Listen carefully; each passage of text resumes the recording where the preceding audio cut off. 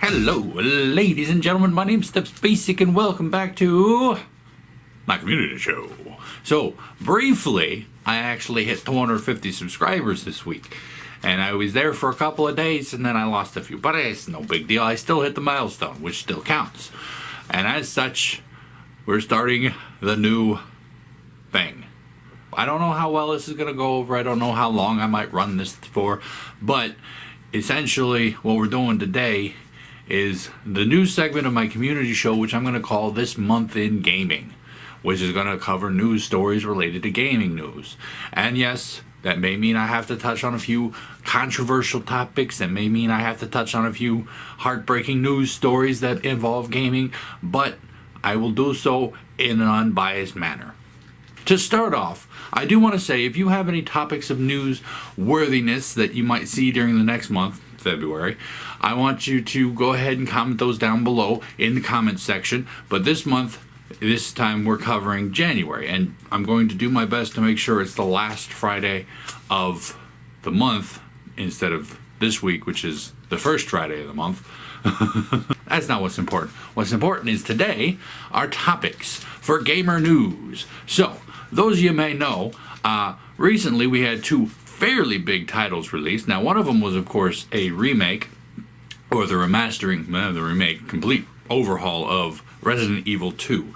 Now, most people I have watched actually haven't played Resident Evil 2, and I actually, in error, said that Resident Evil 2 was my favorite. I forgot. 2 wasn't my favorite. 2 was one of my favorites, definitely. 3, actually, Nemesis was my favorite. Because, honestly, I like the city street exploration better than the just trapped in one building. But this game came out to critical acclaim 20 years after its original release date, and people are going excitedly ham on this game. And to be perfectly honest, it is with great reason. Now, the original Resident Evil, as you know, may know, had some fairly bad gameplay mechanics to it, i.e. the tank controls, the fixed camera angles, and all of this was supposed to add tension to the atmosphere. Shut up, phone. Shush. But all this was supposed to add tension to the atmosphere to kind of keep the player, in a constant state of anxiety and stress. And, yeah, it did a pretty good job. You never really knew it was coming around every corner. You didn't know if you'd be fast enough to move out of the way of something incoming, and for the most part it was. But to me, the remake fixed these issues, because to me, the tank controls and the fixed camera angles were more gimmicky than anything, because the tank controls didn't really control as well as they wanted it to, and it was supposed to, instill the whole fight or flight technique and everything. You freeze up, fight, flight, or freeze, and so make sure you're controlling yourself a little bit. No, I'm sorry. Now, of course, the new game is not without its flaws, i.e. being a modern-day game without dodge controls. I mean, I know it's supposed to be survival horror, but, come on. Come on. The Last of Us did a really good job with survival horror, and they still had a decent melee system, which this game is sorely lacking. The other game that came out this month was Kingdom Hearts 3. The original game came out in 2002, way back in the day. I was, let's see, how old was I when that happened? Let's see, 1985 plus 10, 1995 plus 5, I was 17. I was 17 years old when the original Kingdom Hearts came out. Really? That doesn't seem right. But that game was amazing. I got that game, played that game, I beat that game. I'm actually playing the first game on my channel right now, and I'm going to go get 3, hopefully today. By the time you're actually watching this, I might actually already have it. But, I'm not the only one. To me it seems like this game is a pretty polarizing event, because, some people I know refuse to ever play it because of the impracticality of the weapons.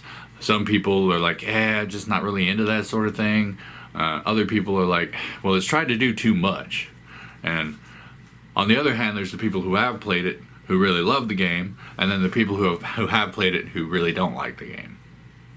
And this is one of those things that I was kind of thought was interesting. Like, how is this game as polarizing as it is? Now, for one thing, if you say you don't like the game, you never played it, I don't believe you. I think you're lying.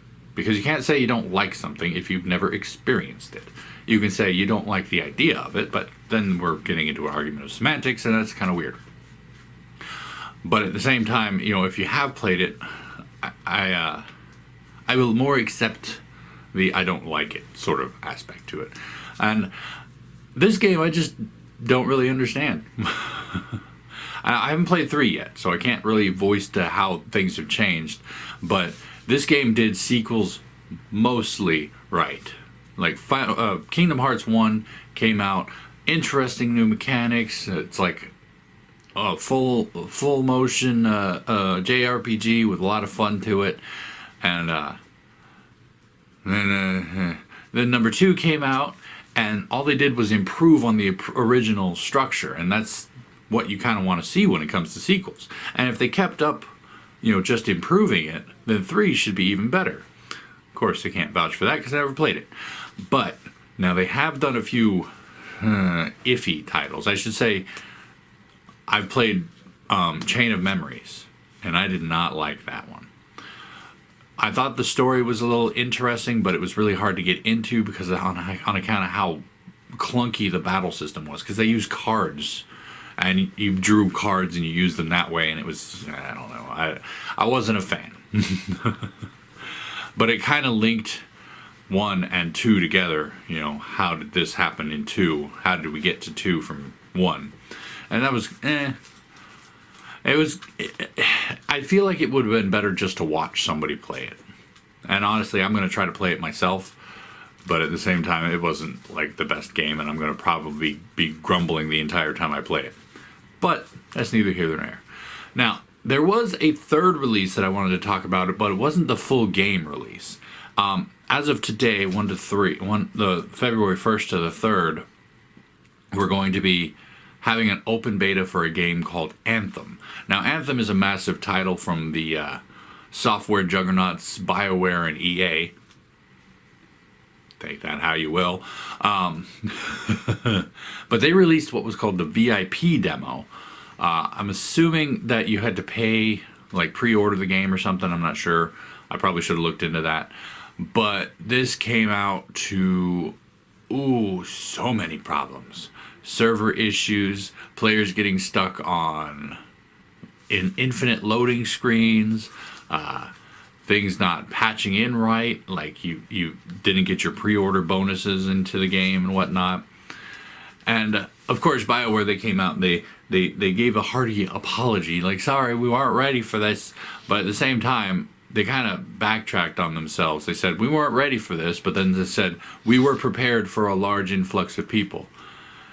And this leads to a certain topic that I've always wanted to really address on this show, was rushing things to release. Now, of course, I've mentioned it in passing a few times. You don't put out an unfinished product with the hopes of patching it later, because that initial response is what's going to stick in people's minds, first impressions and whatnot. The same thing happened with No Man's Sky, even though they came out with the where now, or whatever it was called, the next update for No Man's Sky, and they included a bit more into the game, and people were a little bit more excited. But at the same time, there's still that nasty taste in people's mouth from the original No Man's Sky release. And the same thing's going to happen if they don't fix Anthem. Now, they have come out and said that the problems have been fixed. They were almost immediately fixed, they said. So for the open demo, which starts today, it should be fixed. Now, I want to say I'm excited for this. I really want to, because it seems like another Warframe game, and I think it'd be pretty cool to see a competitor for Warframe, because I always say competition is really good for the market. And if BioWare releases something that can compete with Warframe, I mean, admittedly, it's still a pay game. You still have to buy it, and Warframe's free and still amazing. Then it kind of raises the issue of what can Warframe do to step up its game.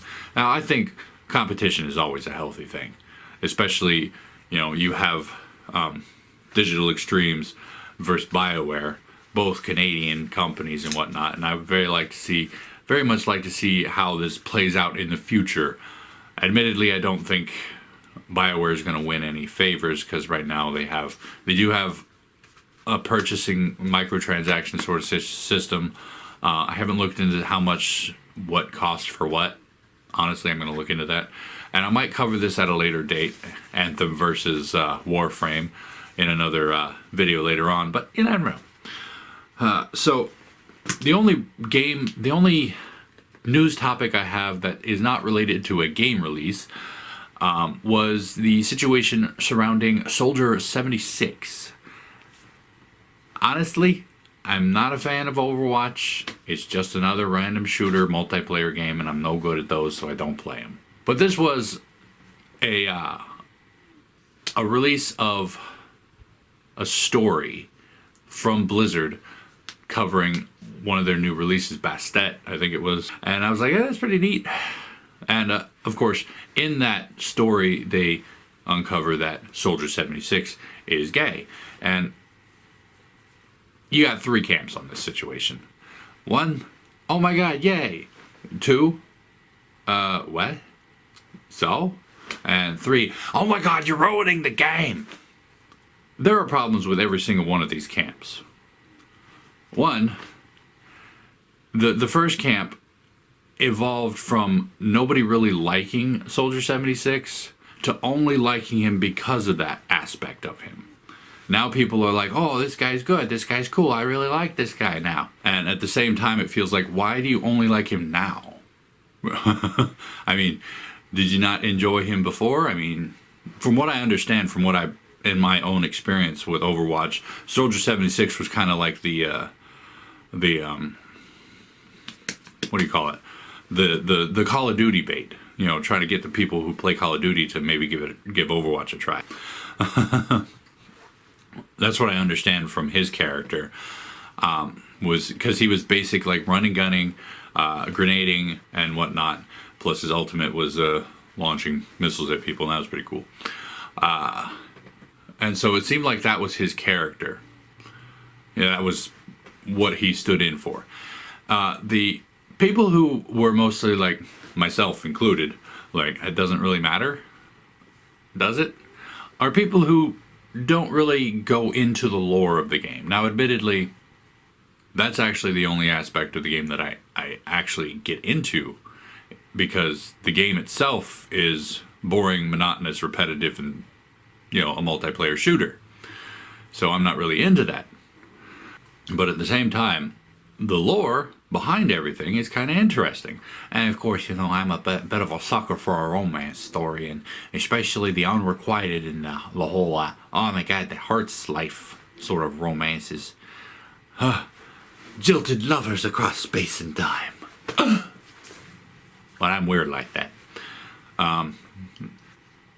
But I just apply my I don't care to the game itself, because this literally does not affect the game at all, from what I've seen. Little snippets maybe here and there of actual story bits, but what I've seen of Overwatch is just you get in, you shoot people, game over, because you died. Because I died. And then of course there's the third party, which is quite frankly just stupid. No offense to the people in the third party, because again, it doesn't affect the game at all. It's not like Soldier 76 is going to not shoot Torbjorn because he's a man. He's like, I love you, Torbjorn. I can't pronounce his name. Bjorn, I love you. I cannot shoot you. Yeah, that's not going to happen. You get the gun, you shoot the people. It literally does not affect the game at all. Now, of course, there are some arguments to each side as well. Like diversity for the people who are excited about it. Again, I don't care because it doesn't really affect the game. And then on the other side, it feels a bit like a retcon, where they just go in and fix things or change things to their liking. Now, admittedly, his sexuality preference had never actually been addressed at all, so this isn't so much a retcon as it feels a little heavy-handed, kind of like what Rowling did with Dumbledore, but at the same time, if it's never been said otherwise, then it doesn't really matter, and this is part of the story, it's part of the canon, so they are actually addressing it, so it doesn't really affect that too much. In the end, though, it comes down to one ultimate word. If this affects your opinion of the game, then you really need to address who you are and what you see in the world. Now, that goes for every party. If you think Soldier 76 is only cool now because he's gay, then you have an issue. Maybe you just are glorifying something that you don't need to. Not saying that it's a bad thing. I'm just saying that it's a normal thing. It doesn't make it any better or any worse. If the character is straight before, but gay now, and therefore likable, then that says something about how you feel about straight people. And of course, on the bad side, if you think this is ruining the game just because he is gay, then again, you have a problem, and you need to address how you feel about gay people, because it doesn't affect either way. And if you go if you go too far one way, you go a little weird, and if you go too far one way, you go the other way, then you go a little hateful. And to be perfectly honest, stick in the middle camp. It really doesn't affect the game, but if you like the stories, go read the stories. Now, I read the Bastet story. It was pretty interesting. I recommend you guys go check it out. It's kind of neat. But anyway, that's it for this month in gaming. Hopefully you guys enjoyed this episode, and remember, if you have any topics you want me to cover for February, go ahead and leave them in the comments. Well, basically any of my videos, if you come across a news story, you can just leave it for me, and I will read my comments and I will check it, and thank you. I will get back to you as soon as I can, when I can, if I can, all that jazz. And if you enjoyed this video, go ahead and poke that like button for me. I'm doing everything backwards. Ha! Like button, poke it. Subscribe button, hit it. Comment section. I'll get back to you as soon as I can, when I can, if I can, all that jazz. And tune in next time for another episode at another time. And until then, good night.